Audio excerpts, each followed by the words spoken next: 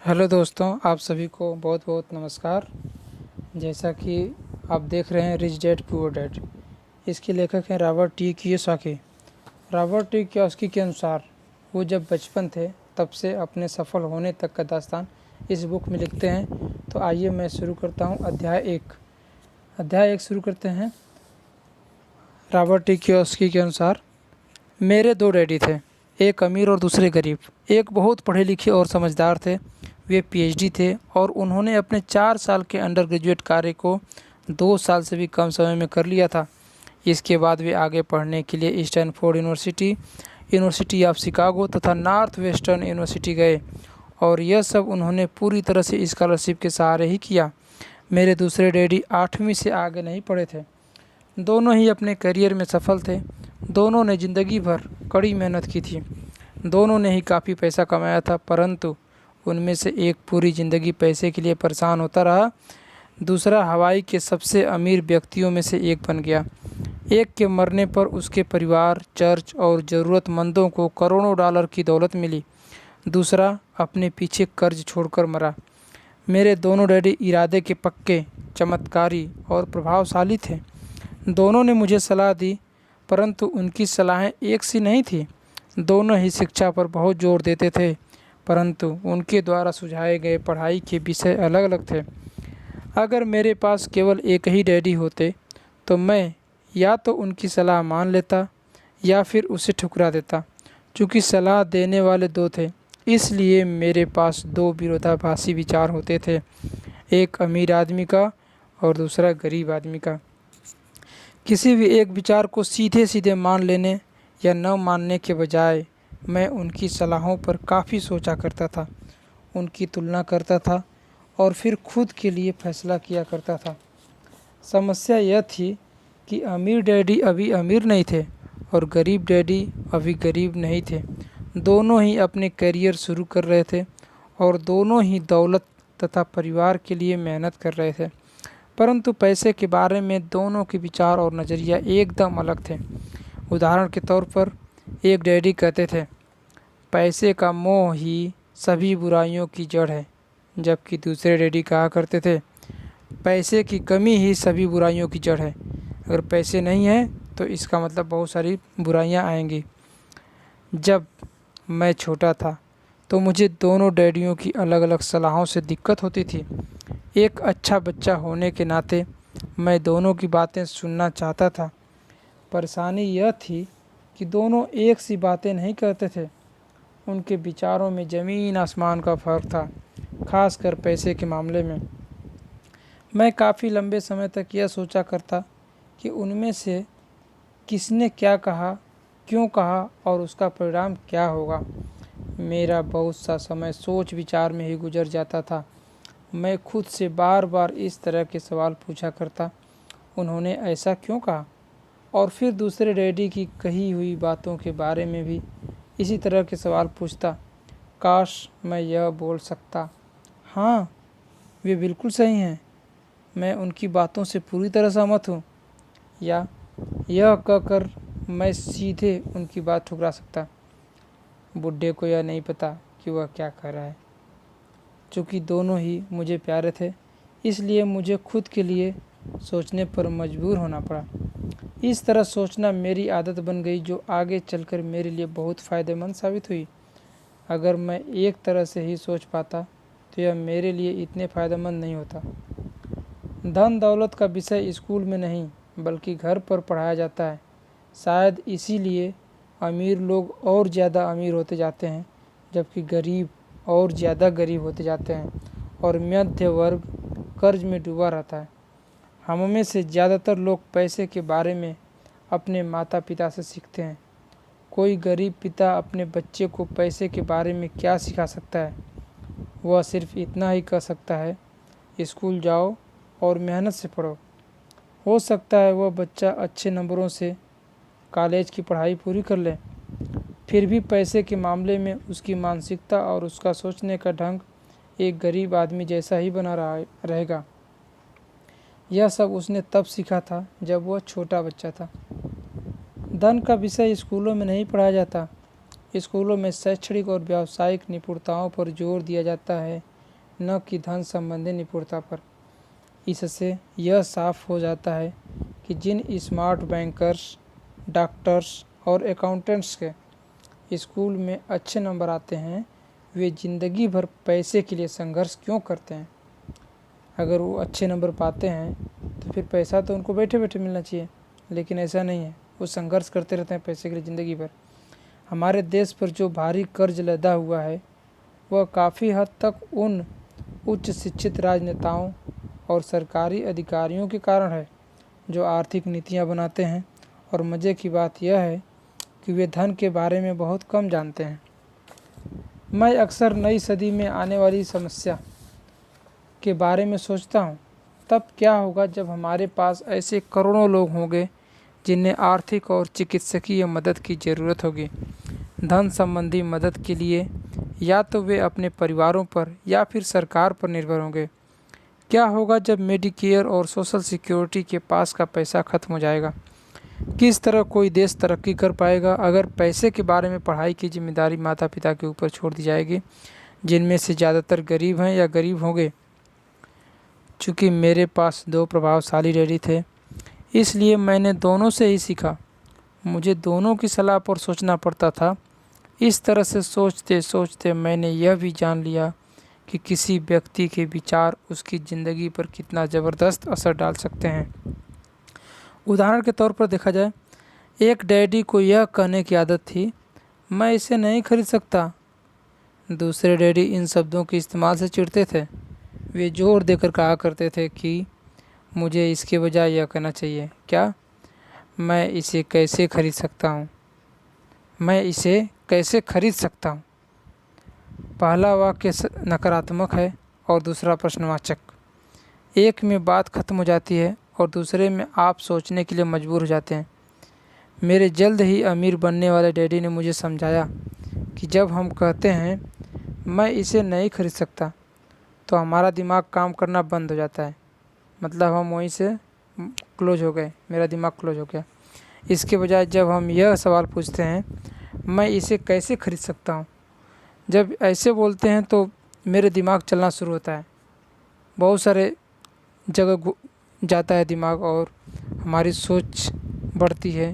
हमारा दिमाग क्रिएटिव होता है। बहुत सारे ऑप्शन हमको सामने दिखने लगते हैं, तो हमारा दिमाग काम करने लगता है। उनका यह मतलब नहीं था कि आपका जिस चीज़ पर दिल आ जाए उसे खरीद ही लें। वे लगभग दीवानगी की हद तक अपने दिमाग को कसरत करवाना चाहते थे, क्योंकि उनके ख्याल से दिमाग दुनिया का सबसे ताकतवर कंप्यूटर है। मेरा दिमाग हर रोज़ तेज़ होता जाता है क्योंकि मैं इसकी कसरत करता हूँ। यह जितना तेज़ होता जाता है, मैं इसकी मदद से उतना ही ज़्यादा पैसा कमा सकता हूँ। उनका मानना था कि मैं इसे नहीं खरीद सकता कहना दिमागी आलस्य की पहचान है। हालांकि दोनों ही डैडी अपने काम में कड़ी मेहनत करते थे, परंतु मैंने देखा कि पैसे के मामले में एक डैडी की आदत यह थी कि वे अपने दिमाग को सुला देते थे और दूसरे डैडी अपने दिमाग को लगातार कसरत करवाते रहते थे। इसका दीर्घकालीन नतीजा यह निकला कि एक डैडी आर्थिक रूप से बहुत अमीर होते चले गए, जबकि दूसरे डैडी लगातार कमज़ोर होते गए। इसे इस तरह से समझें कि एक व्यक्ति हर रोज़ कसरत करने के लिए जिम जाता है, जबकि दूसरा व्यक्ति अपने सोफे पर बैठकर टीवी देखता रहता है। शरीर की सही कसरत से आप ज़्यादा तंदुरुस्त हो सकते हैं और दिमाग की सही कसरत से आप ज़्यादा अमीर हो सकते हैं। आलस्य से स्वास्थ्य और धन दोनों का नुकसान होता है। मेरे दोनों डैडियों की विचारधारा में ज़मीन आसमान का फासला था। एक डैडी का सोच था कि अमीरों को ज़्यादा टैक्स देना चाहिए ताकि बेचारे गरीब को ज़्यादा फ़ायदा मिल सके, जबकि दूसरे डैडी कहते थे टैक्स उन लोगों को सज़ा देता है जो उत्पादन करते हैं और उन लोगों को इनाम देता है जो उत्पादन नहीं करते। एक डैडी सिखाते थे मेहनत से पढ़ो ताकि तुम्हें किसी अच्छी कंपनी में नौकरी मिल जाए, जबकि दूसरे डैडी की सीख यह थी मेहनत से पढ़ो ताकि तुम्हें किसी अच्छी कंपनी को खरीदने का मौका मिल जाए। दोस्तों, यही सोच है अमीर बनने का। एक डैडी कहते थे मैं इसलिए अमीर नहीं हूँ क्योंकि मुझे बाल बच्चों को पालना पड़ता है। दूसरे डैडी कहते थे मुझे इसलिए अमीर बनना है क्योंकि मुझे बाल बच्चों को पालना है। एक डैडी डिनर की टेबल पर पैसे और बिजनेस के बारे में बात करने के लिए हमेशा प्रोत्साहित करते थे। दूसरे डैडी भोजन करते समय पैसे की बातें करने के लिए मना करते थे। एक का कहना था, जहाँ पैसे का सवाल हो सुरक्षित कदम उठाओ, खतरा मत उठाओ। दूसरे का कहना था, खतरों का सामना करना सीखो, जहाँ रिस्क है वहीं सफलता है, वहीं मज़ा है। एक का मानना था, हमारा घर ही हमारा सबसे बड़ा निवेश और हमारी सबसे बड़ी संपत्ति है। दूसरे का मानना था, मेरा घर मेरा दायित्व है, और अगर आपका घर आपकी नज़र में आपका सबसे बड़ा निवेश है तो आप कष्ट में हैं। दोनों ही डैडी अपने बिल समय पर चुकाते थे, परंतु उनमें से एक सबसे पहले अपने बिल चुकाता था, जबकि दूसरा सबसे आखिरी में। एक डैडी का यह मानना था कि कंपनी या सरकार को आपका ध्यान रखना चाहिए और आपकी ज़रूरतों को पूरा करना चाहिए। वे हमेशा तनख्वाह में बढ़ोतरी, रिटायरमेंट योजनाओं, मेडिकल लाभों, बीमारी की छुट्टियों के दिन और बाकी सुविधाओं के बारे में चिंतित रहते थे। वे अपने दो चाचाओं से बहुत प्रभावित विचार को पसंद करते थे, सेना में चले गए थे और सेना द्वारा अपने रिटायर्ड कर्मचारियों को दी जा रही सुविधाओं की भी तारीफ करते थे और जीवन भर के आराम विश्वविद्यालय का टेन्योर सिस्टम भी काफ़ी पसंद था। कई बार नौकरी से आजीवन मिल रही सुरक्षा और नौकरी के लाभ नौकरी से ज़्यादा महत्वपूर्ण हो जाते हैं। वे अक्सर यह कहते थे, मैंने सरकार के लिए बहुत मेहनत से काम किया है और इसलिए बदले में मुझे ये लाभ मिलने चाहिए। दूसरे डैडी पूरी तरह से आर्थिक स्वावलंबन में विश्वास करते थे। वे सुविधाभोगी मानसिकता के विरोधी थे। वे यह मानते थे कि इस तरह की मानसिकता लोगों को कमज़ोर और आर्थिक रूप से ज़रूरतमंद बनाती है। उनका दृढ़ विश्वास था कि आदमी को आर्थिक रूप से सक्षम होना चाहिए। एक डैडी कुछ डॉलर बचाने के लिए परेशान रहे। दूसरे डैडी एक के बाद एक निवेश करते रहे। एक डैडी ने मुझे बताया कि अच्छी नौकरी तलाशने के लिए अच्छा सा बायोडाटा कैसे लिखा जाए। दूसरे ने मुझे यह सिखाया कि कैसे मजबूत व्यावसायिक और वित्तीय योजनाएं लिखी जाएं, जिससे मैं नौकरियां दे सकूं। दो प्रभावशाली डैडियों के साथ रहने के कारण मुझे यह विश्लेषण करने का मौका मिला कि उनके विचारों का उनके जीवन पर कितना असर हो रहा है।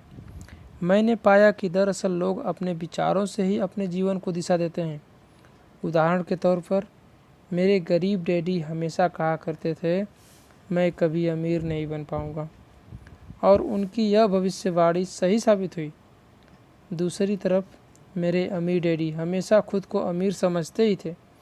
वे इस तरह की बातें करते थे, मैं अमीर हूँ और अमीर लोग ऐसा नहीं करते।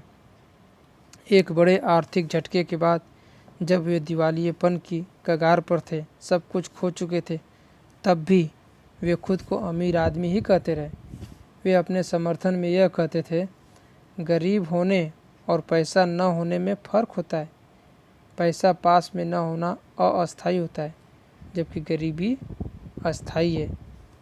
मेरे गरीब डैडी यह भी कहते थे, मेरी पैसे में कोई रुचि नहीं है या पैसा महत्वपूर्ण नहीं है। मेरे अमीर डैडी हमेशा कहते थे, पैसे में बहुत ताकत है। हो सकता है हमारे विचारों की ताकत को कभी भी मापा न जा सके या फिर उन्हें पूरी तरह से समझा न जा सके, फिर भी बचपन ही में मैं यह समझ गया था कि हमें अपने विचारों पर ध्यान देना चाहिए और अपनी अभिव्यक्ति पर भी। मैंने देखा कि मेरे गरीब डैडी इसलिए गरीब नहीं थे क्योंकि वे कम कमाते थे, बल्कि इसलिए गरीब थे क्योंकि उनके विचार और काम गरीबों की तरह थे। दो डैडी होने के कारण बचपन से ही मैं इस बारे में बहुत सावधान हो चला था कि मैं किस तरह की विचारधारा अपनाऊं। मैं किसकी बात मानूं, अपने अमीर डैडी की या अपने गरीब डैडी की।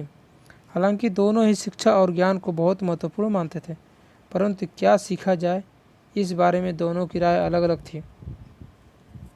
एक चाहते थे कि मैं पढ़ाई में कड़ी मेहनत करूं, डिग्री लूं और पैसे कमाने के लिए अच्छी सी नौकरी ढूंढ लूं। वे चाहते थे कि मैं एक पेशेवर अधिकारी, वकील या अकाउंटेंट बन जाऊं या MBA कर लूं। दूसरे डैडी मुझे प्रोत्साहित करते थे कि मैं अमीर बनने का रहस्य सीख लूँ, यह समझ लूँ कि पैसा किस तरह काम करता है और यह जान लूँ कि इससे अपने लिए कैसे काम लिया जाता है। मैं पैसे के लिए काम नहीं करता, इन शब्दों को वे बार बार दोहराया करते। पैसा मेरे लिए काम करता है। 9 वर्ष की उम्र में मैंने यह फैसला किया कि पैसे के बारे में मैं अपने अमीर डैडी की बात सुनूंगा और उनसे सीखूंगा। यह फैसला करने का मतलब था अपने गरीब डैडी की बातों पर ध्यान न देना। हालांकि उनके पास कॉलेज की बहुत सी डिग्रियां थीं जो मेरे अमीर डैडी के पास नहीं थी। रॉबर्ट फ्रॉस्ट का सबक। रॉबर्ट फ्रॉस्ट मेरे पसंदीदा कवि हैं। हालांकि मुझे उनकी बहुत सी कविताएं पसंद हैं, परंतु द रोड नॉट टेकन मुझे सबसे ज़्यादा पसंद है। मैं इसकी शिक्षा का इस्तेमाल हर रोज़ करता हूँ। द रोड नॉट टेकन, वह राह जिसे चुना नहीं गया। पीले जंगल में 2 राहें बंटती थी और अफसोस कि मुझे एक को चुनना था, और मैं देर तक खड़ा रहा, दूर तक, यह देखते हुए कि यह राह कहाँ तक जाती है, झुरमुटों में मुड़ने के पहले। फिर मैंने दूसरी राह चुनी, उतनी ही सुंदर और शायद बेहतर भी, क्योंकि यहाँ घास ज़्यादा थी और कम लोग गुजरे थे। हालांकि लोगों के गुजरने से यहाँ भी उतना ही नुकसान हुआ था, और दोनों ही उस सुबह बराबर थे।